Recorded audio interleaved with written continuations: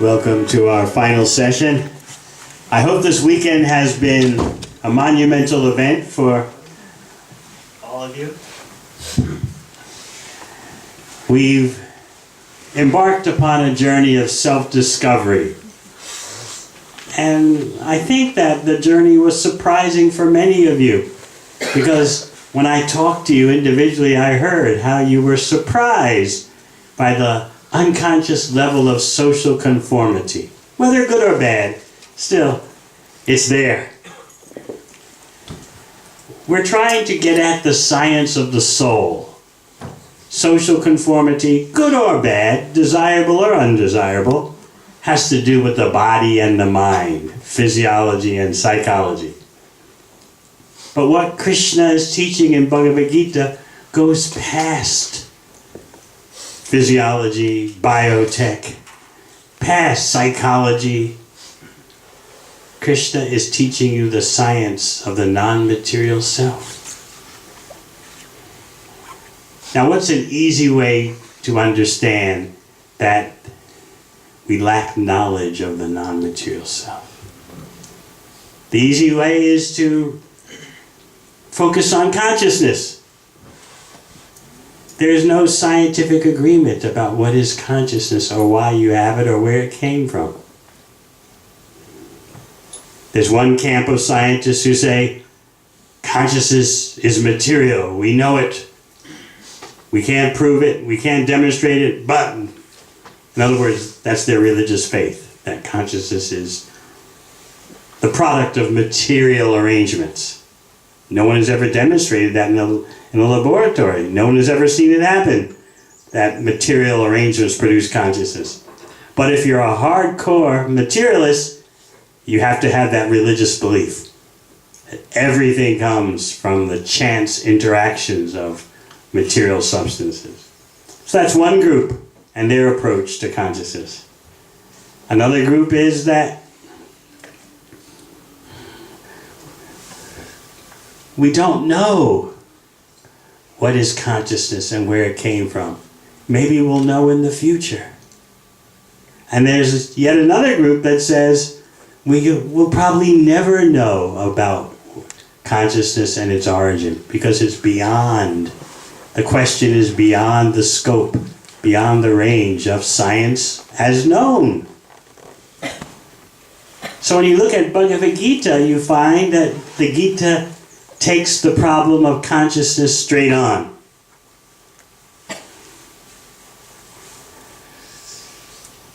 The Gita is one of the Upanishads. The Gita is also known as Gita-upanishad. In the Upanishads it is stated, Nityo Nityanam Chaitanas Chaitananam. Out of all the individual eternal living entities, there's one chief eternal. Out of all the conscious living entities, there's one chief conscious entity. And what's the difference between the one and the many? Ego bahunam yo vididhati kaman. The one is maintaining all the others. So yes, when you deal with Krishna, you are dealing with the supreme maintainer. And of course, knowledge of Krishna goes far beyond his capacity as the maintainer, the creator, the destroyer. Those are very secondary characteristics of Krishna. He deputes such activities of creation, maintenance, and destruction. He deputes that to his expansions and their expansions of expansions. Of course, Krishna is the original source of everything. But Krishna's main portfolio is simply enjoyment. That's all. So Krishna is that supreme conscious entity, and we are tiny particles of consciousness. The reason why scientists have such difficulty understanding consciousness, in fact, impossibility in understanding it, is because consciousness indicates a non-material reality. So please understand that. a non-material reality.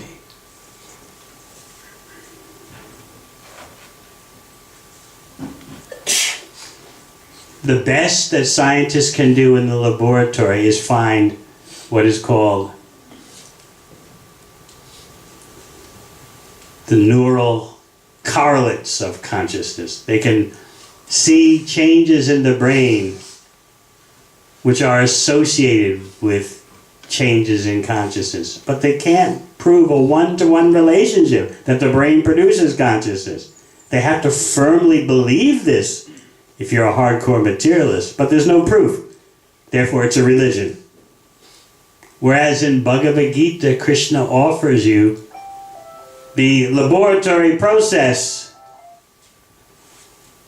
to experience the non-material reality, your non-material identity, your non-material self.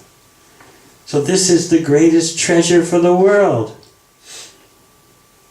Now you might say, well, if this is the greatest treasure for the world, why isn't everyone taking notice? But more and more people are taking notice. As India wakes up from its slumber and realizes it has the greatest treasure to offer to the world, Bhagavad-gītā is becoming more and more famous. The pizza has come home. And it's becoming more famous in India as it should be than anywhere else. So we should understand that Bhagavad-gītā is not simply religious rituals and sentiment. It's presenting the non-material reality, the material reality, and the source of both. In Bhagavad-gītā, Krishna explains he's the source of everything, material and spiritual. Everything emanates from him. And he gives you the process to verify that. So what more can you want? Now, it's a different process of verification than material science. But material science doesn't know so many things. It can't tell you with any agreement how life originated. They tell you life originated from matter, but no one can prove it. No one can give you any process. There's no agreement on how supposedly the life originated from matter. There's not even agreement about what is the difference between so-called living chemicals and non-living chemicals. There's not agreement. But if you are a hardcore materialist, you have to have faith. Matter can do the impossible. Yet when Bhagavad-gītā asks you to have faith in Krishna, oh no, we can't do that.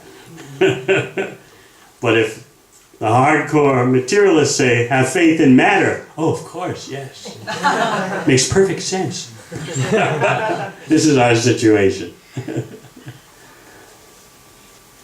Krishna asks you to understand that consciousness is the symptom of your non-material self. The hardcore materialists say, no, no, no. Consciousness is material and is produced by the brain. It's complete religious faith. Not one drop of proof or experience of that. But if you're a materialist, you have to believe that. You can't accept that there's some kind of non-material reality. If you do, all your theories fall apart. So therefore we are telling the world that the greatest science is Bhagavad-gītā, where Krishna explains that consciousness is the symptom of the Atma, the spiritual self, which doesn't change when the body changes. So please think about this and take it more seriously. Different levels of consciousness allow you to be aware of different things. So therefore we like to explain that the knowledge of Bhagavad-gītā is state-specific. That means according to the state of your consciousness, that determines what you can perceive and understand. So it's not all about academic ability and IQ, test scores. It's predominantly about how purified your consciousness is, because that will determine what you see and what you don't see. Let's turn to Bhagavad-gītā 4, chapter 4, text 3. Let's chant. Sa evāyaṁ mayā tada. Sa evāyaṁ mayā tada. Yoga proktaḥ purātanaḥ. Yoga proktaḥ purātanaḥ. Bhakto me sakhā ceti. Bhakto me sakhā ceti. Rahasyaṁ etad uttamam. Rahasyaṁ etad uttamam. That very ancient science of the relationship with the Supreme is today told by me to you, because you are my devotee as well as my friend, and can therefore understand the transcendental mystery of this science. So it's a different kind of science. As we said, state-specific. This is what Krishna is referring to in this verse. You can understand it because your consciousness is in the right state. You're my devotee, you're my friend, therefore you can understand what I'm going to say. In other words, Krishna is not referring to the academic degree. Are you PhD? No, Krishna's not asking that. He's asking, do you have the proper consciousness? Is your consciousness purified to the level where you can understand what I'm saying? Therefore, we emphasize in bhakti, Krishna consciousness, we emphasize so much the proper lifestyle. In fact, another way of referring to bhakti or Krishna consciousness is lifestyle engineering. How to engineer your lifestyle so that you can be aware of the spiritual reality. How to transform your lifestyle. So the bhakti lifestyle, the principles it follows, the rules it follows, are not just some kind of blind morality. They're all about transforming and purifying your consciousness so that you can be aware of the non-material reality. You can be aware of your non-material self. You can be more aware of Krishna. Everything depends on your level of consciousness. So this is a very important point. Bhagavad-gītā describes the different modes of material nature, the gunas, rajoguna, tamoguna, sattva-guna. Mostly today people are in rajoguna, mode of passion, intense desire and struggling to fulfill those desires. And then often mixed in there is tamoguna, the mode of passion or lethargy, intoxication. If you want to know what the Western world can offer you, it's mainly, almost exclusively, rajoguna and tamoguna. Passionate, hard work, and then the reward is intoxication. Whether alcohol or drugs or... That's it. That's all the Western world has to offer. So why should India follow in such footsteps? At least come to the material mode of goodness, sattva-guna, in which all the gates of your body are illuminated by knowledge and sense control. Then you can actually be peaceful and contemplate spiritual subject matter. And of course, bhakti takes you beyond even the material mode, guna of goodness. Because actually Krishna can be understood only on the transcendental platform. The platform beyond material nature. So this verse gives you understanding of what is state-specific knowledge. In other words, if you don't meet the qualifications, if your consciousness is not properly qualified, you can't understand Krishna. Your lifestyle blocks you. This is difficult for Westerners or those under the sway of Western dogma. It's very difficult to understand. The Western notion is, I've got IQ, I've got my PhD, I can understand anything. Never mind my behavior. I can live like a cat and dog. That's my personal affair. But no. The Vedic viewpoint is state specific, according to the state of your consciousness, according to how purified it is. That will determine what you can perceive, what you can experience, what you can understand or not. So please think about that. You'll notice, those of you who are going to begin chanting, and I talk to so many of you, and I hope you will make a major beginning in your daily practice of the Maha Mantra. You'll notice as you start to chant more, and as you start to clean up your lifestyle, you'll notice that yes, you're more aware of the non-material reality. You're more aware of your spiritual self. And you're feeling more perceptive of Krishna. You'll notice that. This is why the chanting of the Maha Mantra is so important. It's giving you something beyond religious belief. What is the first symptom that you're making progress in chanting the Maha Mantra daily? The first symptom is that your consciousness starts to become cleansed. And the proof of that is you no longer think the body and mind are the self. You're not so bewildered by physical and mental desires and pushes. So cleansing the consciousness, that's step one. And step two, the blazing fire of material desire starts to become diminished. The heat goes down. The heat, the blazing fire that's driven you lifetime after lifetime.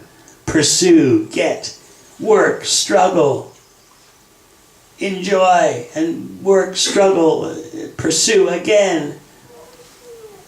This is mode of passion. This blazing fire of material existence is extinguished by the bhakti process. And then gradually you feel the moonrise of transcendental knowledge, non-material knowledge.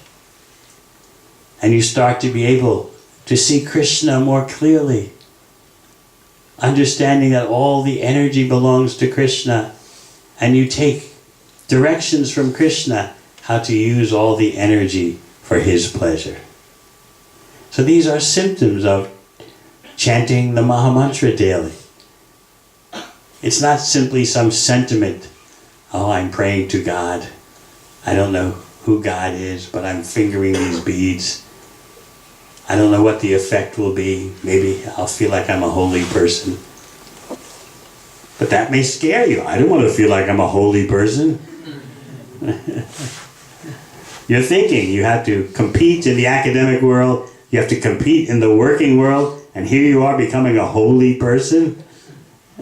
Sounds scary, doesn't it? You have to learn how to swim with the sharks. So you're fearing that if you become too spiritual, you won't be able to cope with the academic world, with the work world. But as I was explaining to someone today, to whom did Krishna speak Bhagavad-gītā? Did he speak it to a brahmana? Did he speak it to a sadhu? Did he speak it to a yogi living in seclusion? No, Krishna spoke Bhagavad-gītā to Arjuna, a military man and a family man. Just to take away all your excuses. Oh, I cannot follow Bhagavad-gītā. I'm a family person. I cannot follow Bhagavad-gītā. I'm in IT or biotech. Bhagavad-gītā is for the brahmacharis. But who is Arjuna? He's no brahmachari. He's a family man. He's a warrior. Yet Krishna spoke Bhagavad-gītā to him and told him, I'm going to explain this very ancient science of the relationship with the Supreme. I'm going to explain it to you today because you are my devotee. You are my friend. Arjuna has the qualifications. His consciousness has the qualifications. So many of you who have come here this weekend have had consciousness upliftment. You've taken the first step in purifying your consciousness, distilling your consciousness, just like you distill water, so that it becomes clear and pure. You've taken that first step. Therefore, I spoke to so many of you, and you told me how you're feeling refreshed and rejuvenated and enlivened. That's because you're becoming purified. The heavy load of karma is starting to become lessened. The pressure of passion and ignorance, rajoguna and tamoguna, is starting to diminish. And you're starting to come out of a deep, dark cave, and you're starting to see the light.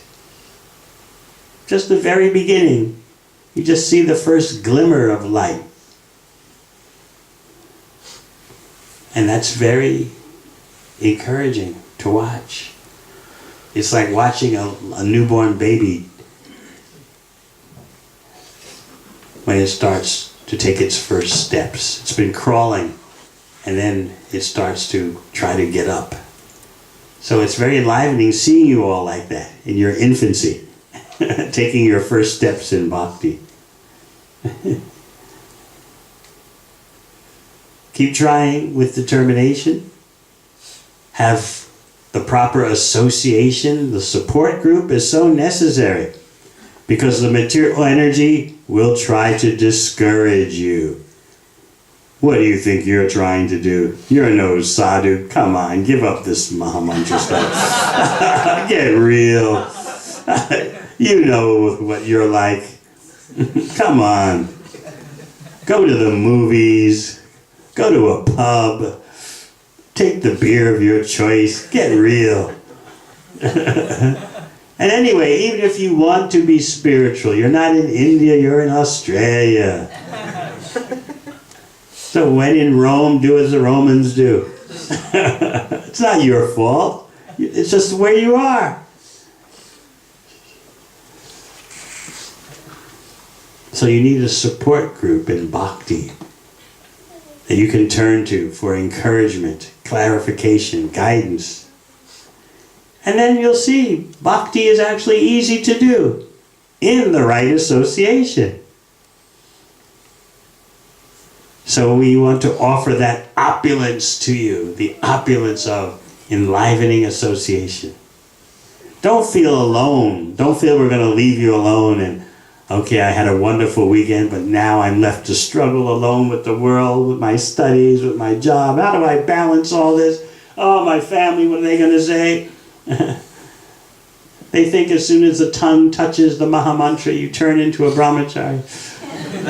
We're going to tell them all these things we become overwhelmed by. But no, all these things can easily be dealt with. Even my parents are arranging a girl for me in India. I want to be Krishna conscious. What do I do? How do I know that she'll want to be Krishna conscious? We have experience with all these kind of intricacies, don't worry.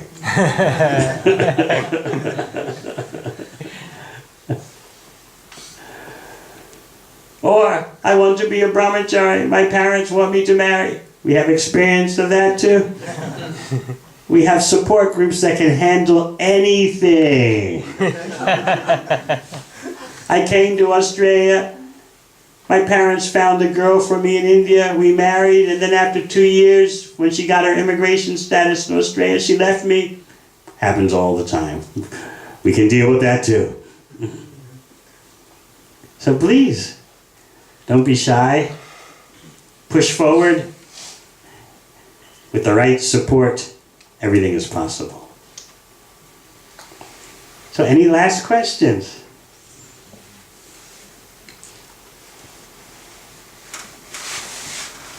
Your personal journey, Maharaj, how did you get transformed into this whole thing after Yale? How, like, what made you get that paradigm shift of from Yale to deciding, like, coming into this spiritual path? I thoroughly read Bhagavad-gītā As It Is. I already said how during my years at Yale I tried to study Bhagavad-gītā. but I immediately recognized it was a distortion version that said Krishna is a conception meant to satisfy both the intellectuals and the sentimentalists. I can immediately recognize this is someone's idea that they're imposing upon Bhagavad-gītā. But after I graduated, I came across a real Bhagavad-gītā, Bhagavad-gītā As It Is, presented by His Divine Grace A.C. Bhaktivedanta Swami Prabhupada. It's the most widely printed Bhagavad-gītā in the world. Like 55 languages, even Mongolian. When I read that, I could see clearly what is Krishna and what does Krishna want. So even though I wasn't born in India, I had the unique Indian advantage, clarity of knowledge. And anyone, anywhere in the world can get that advantage now. Whether in South America, Antarctica, Australia, Africa, Russia, you can get that home playing field advantage. Is it so in cricket, like many other sports? If you're playing at home, you have an advantage? Is it like that? Yes. So the home field advantage of Bhagavad-gītā can be had by anyone, anywhere in the world. As soon as you start to read Bhagavad-gītā As It Is, you're on the home playing field. You have the advantage, no matter where you are living. So that's what happened to me. I was not very pious like you. I was a New Yorker. Not simply a New Yorker, but Manhattan.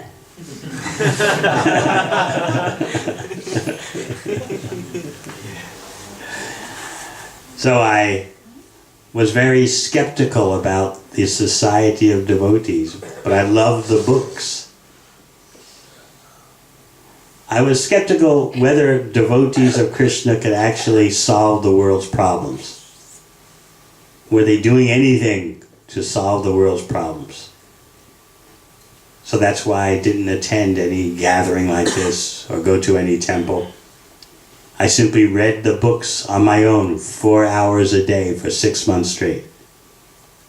Can you do that? Yes, 4 hours a day for 6 months straight. Only then did I go to a gathering like this.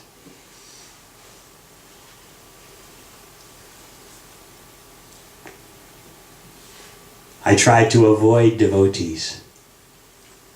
I didn't want to get trapped in any dialogue with them. So if I would see them on the street in New York, I would cross to the other side of the street. I just wanted to read the books and be left alone. But I had read all the books I had twice already. I would order them through the mail from the mail order department of the Bhaktivedanta Book Trust, the publisher of Srila Prabhupada's books. I would purposely order the books through the post so I wouldn't have to have any contact with devotees. I wouldn't have to go to any temple gift shop. I wouldn't have to talk to any devotees selling books on the street. I would just order them through the post. That way I could keep my privacy. But one day I got a letter from the Bhaktivedanta Book Trust, the publisher, that the first Western published version of Śrīmad Bhāgavatam, the graduate study to Bhagavad-gītā, is now being published. Put in your order now. I said, wow, it's the graduate study to Bhagavad-gītā. The brochure described Śrīmad Bhāgavatam as the encyclopedia of the spiritual world. I said, wow, I can't wait for this. A multi-volume encyclopedia of the spiritual world. I said, all right, I have to take a risk. I have to go out on the streets in Manhattan and look for a devotee to get this book. So to make a long story short, the first time I approached a devotee, I thought I was asking a very normal, logical question.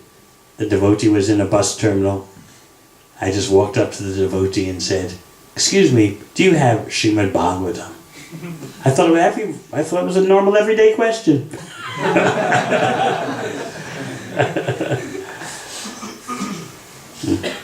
Half hour later, I had given, in today's equivalent currency, I had given 10,000 US dollars.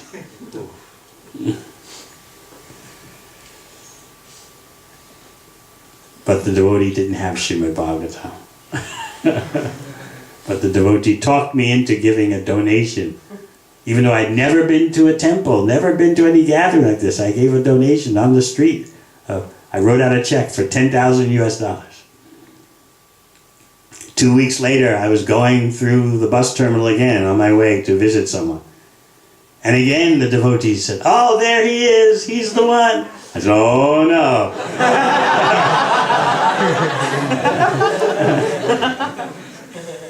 But a half hour later, again, I wrote out another check for 10,000 US dollars.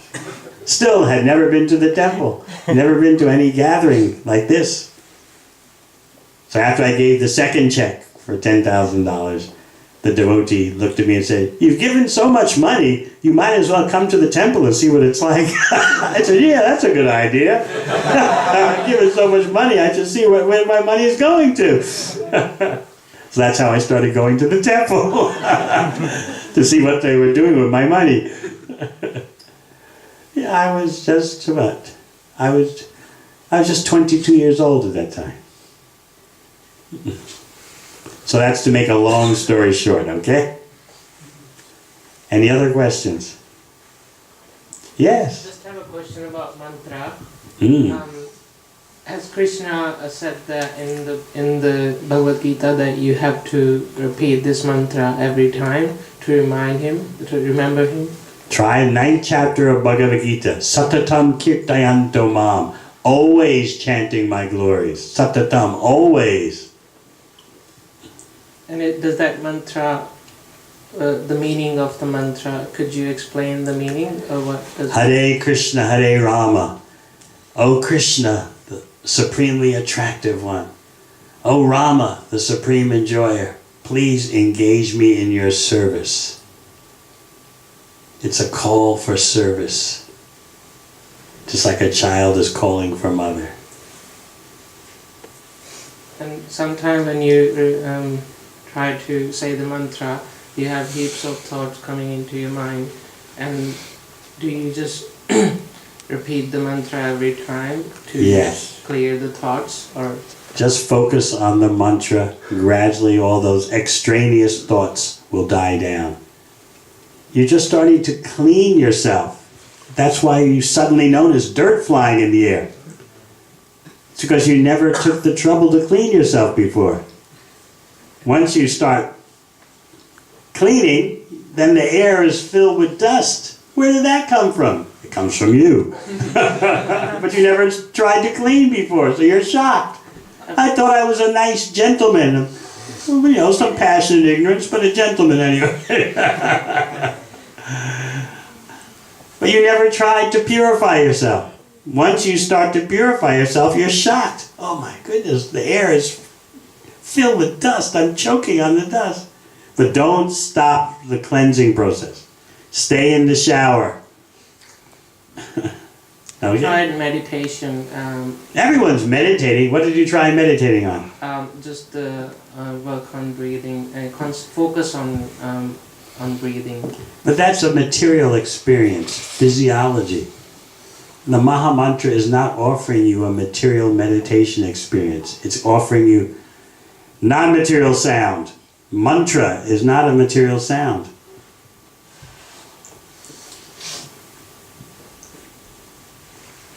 Particularly the Maha Mantra is not a material sound. It's sound vibration that doesn't originate within the material world, and it will take you out of the material world. Thank you. Thank you. So please chant the Maha Mantra every day. I'll try my best. Your best means you can do it.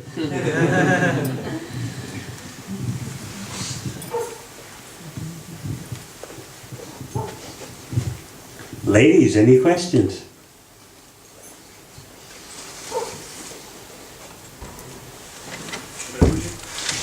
I'm just waiting to see if the ladies have any questions.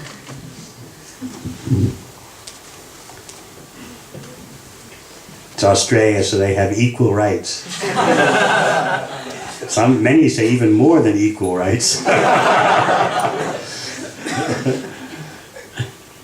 All right, they don't have questions. Yes.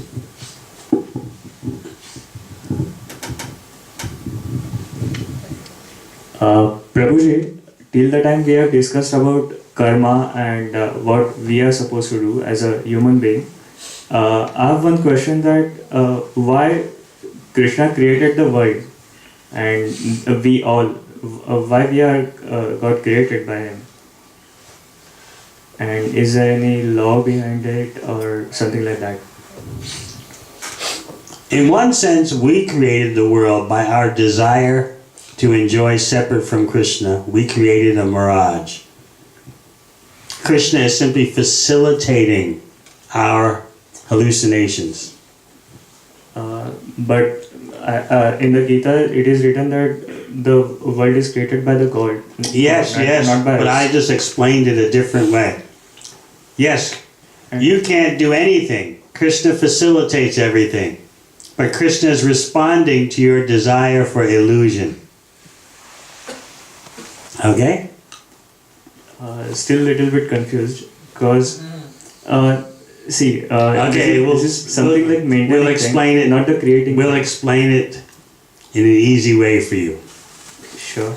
I tried to show you some depth, but we'll explain it, rather than calculus, we'll explain it as arithmetic. Yes, Krishna created the material world because the material world is his energy. But he's doing that in response to your desires.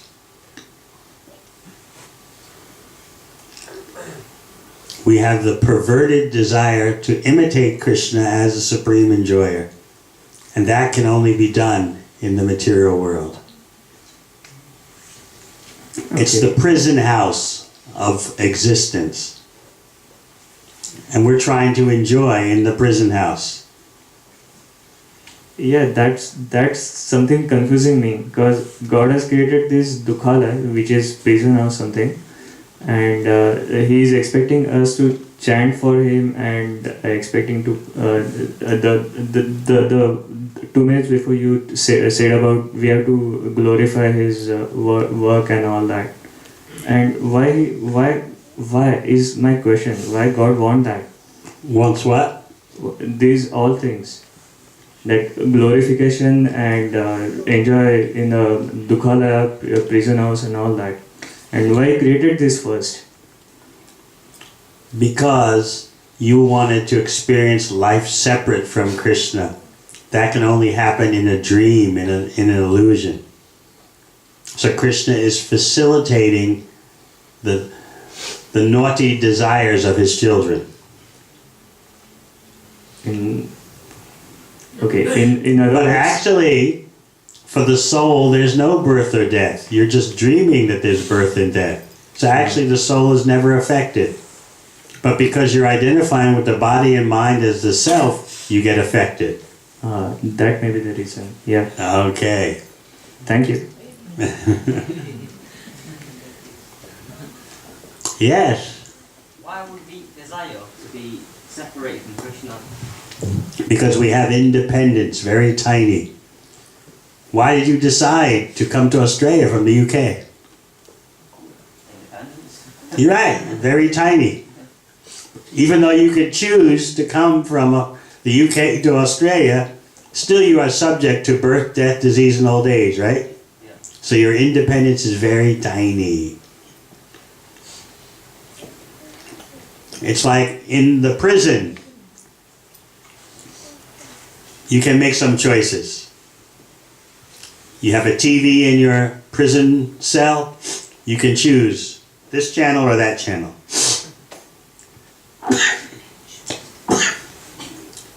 How much independence is that? You're in prison. Real independence means, relatively speaking, get out of prison. You say, oh no, I have this TV in my prison cell, I can choose this channel, that channel. I'm so independent. If you're so independent, why are you in prison? Similarly, if we are so independent, why are we in the material world, subject to birth, death, disease, and old age?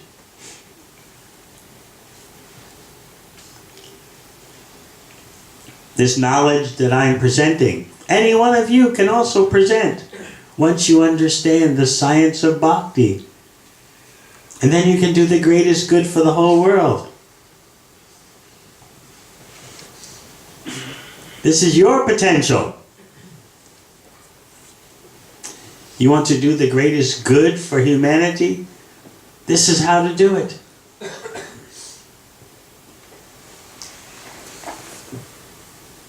Where does the clarity come from? The clearness? It comes from simply speaking Bhagavad-gītā as it is. You can do this also.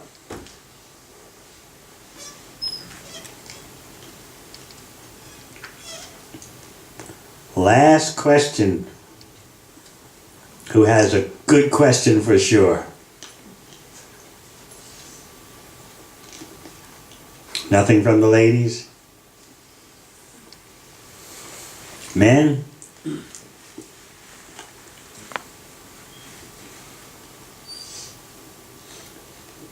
All right then, it's time to end with kirtan. Hare